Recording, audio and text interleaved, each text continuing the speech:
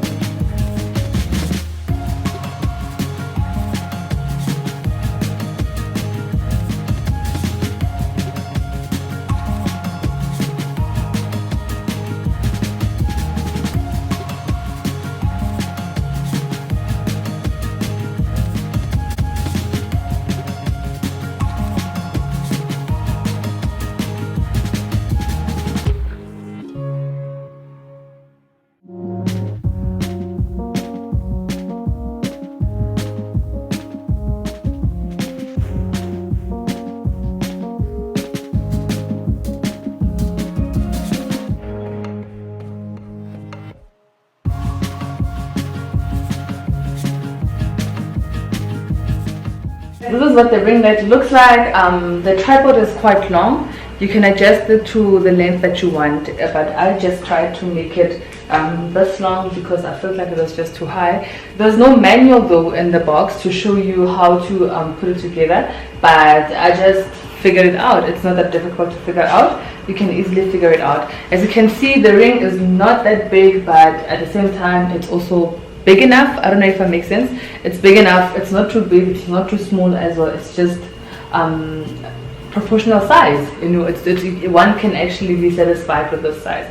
So for the price that I paid and the size of the ring, I think I'm quite happy. And thank you so much for watching. I really hope you enjoyed this video, and don't forget to like, subscribe and to comment down below. And if you haven't hit the notification bell, please